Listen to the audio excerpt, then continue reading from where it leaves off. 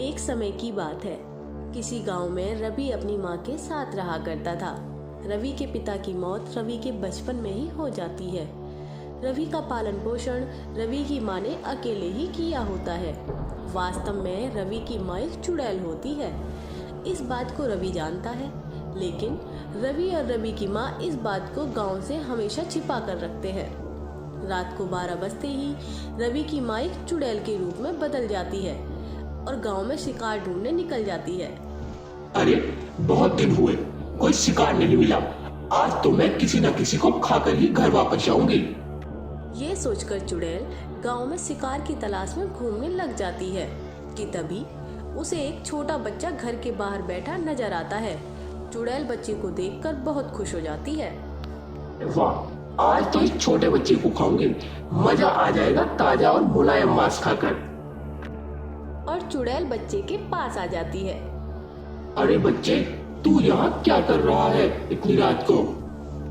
बच्चा चुड़ैल की तरफ देखता है और मासूमियत से पूछता है, आप चुड़ैल हो? मेरी माँ आपकी कहानियाँ सुनाती है जब रात को मैं सोता नहीं हूँ तब। क्या आप मुझे मार दोगी? बच्चे की बात सुनकर चुड़ैल को तरस आ जाता है और चुड़ैल उस बच्चे को छोड़कर जंगल की तरफ चल देती है कि तभी गांव का किसान रामलाल चुड़ैल को घर लौटता नजर आता है। इसे तो मैं जरूर खाऊंगी आज, तभी मेरी भूख मिटेगी, नहीं तो मैं भूखी ही मर जाऊंगी। तभी चुड़ैल रामलाल के सामने आकर खड़ी हो जाती है। अरे चुड़ैल जी, मुझे माफ कर दो। मैंने आपका क्या बिगाड़ा है? मैं तो एक छोटा सा किसान हूँ।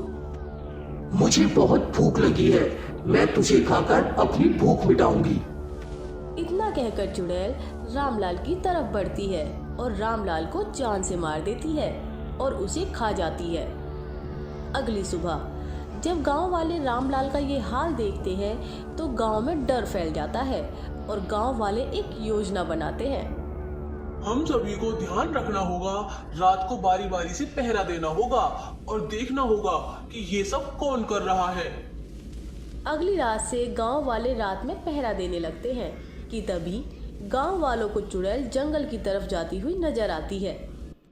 अरे ये देखो, हम तो सोच रहे थे कि किसी जानवर ने रामलाल का ये हाल किया है, लेकिन ये तो एक चुड़ैल है। कल जंगल में अच्छा शिकार मिल गया था, आज भी वहीं चलती हूँ, क्या पता वहाँ आज भी शिकार मिल जाए। यह सोचकर चुड़ैल जंगल की तरफ चल देती है और गांव वाले भी चुड़ैल के पीछे पीछे चल देते हैं।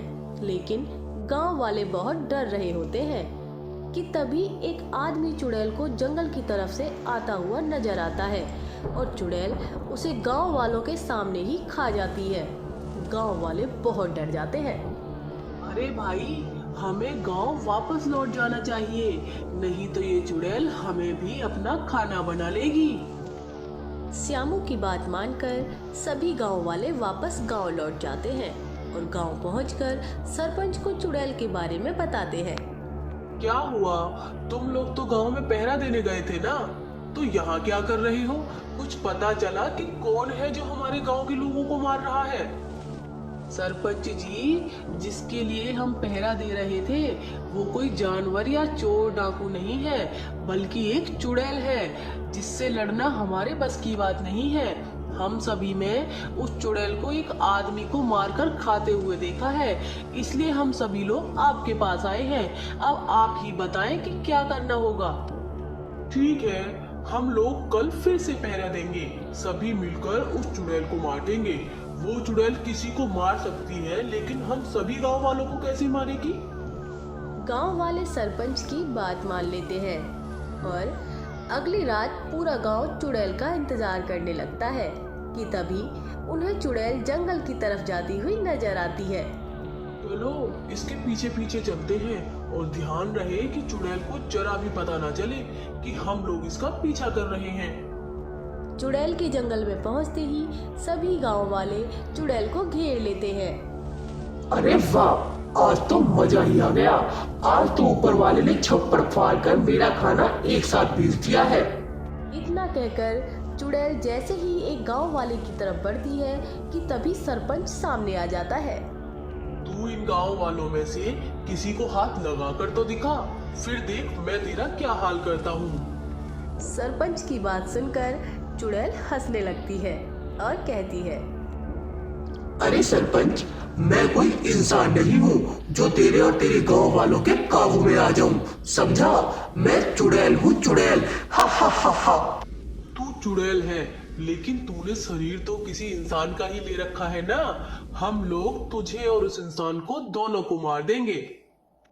इतना कहकर सरपंच और गांव वाले उस चुड़ैल को एक जाल में बंद कर लेते हैं कि तभी रवि वहां आता है। सरपंच जी, इस चुड़ैल को मत मारो।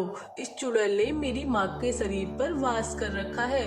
अगर ये चुड़ैल मर गई तो मेरी माँ भी मर जाएगी इसी के साथ।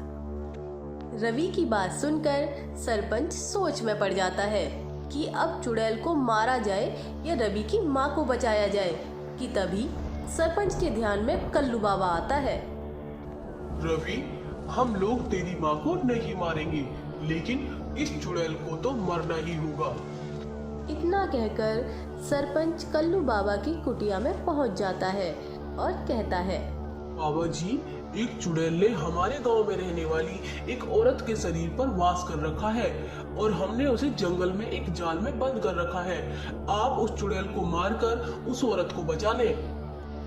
सरपंच की बात सुनकर बाबा सरपंच के साथ चल देता है और जंगल में वहीं पहुंच जाता है जहां सरपंच और गांव वालों ने चुड़ैल को कैद कर रखा था। बाबा चुड़ैल से पूछता है, कौन है तू और यहाँ क्यों आई है और इस औरत के शरीर को क्यों बंदी बना रखा है? मैं भी पहले इसी गांव में रहा करती थी और मेरे मर जाने के बाद मेरा अंतिम संस्कार नहीं हुआ और मैं एक चुड़ैल बन गई। तभी से मैं इस गांव में भटक रही हूँ। मुझे तुझे मुक्ति देनी होगी, नहीं तो तू इसी तरह यहाँ वहाँ भटकती रहेगी। इतना कहकर बाबा चुड़ैल का एक छोटा सा पुतला बनवाकर उसको जला देता है और उस पुतले के जलते ही चुड़ैल भी रवि की माँ के शरीर से निकलकर पुतले में समा जाती है और रवि की माँ और गांव वाले उस चुड़ैल के चंगुल से बच जाते हैं।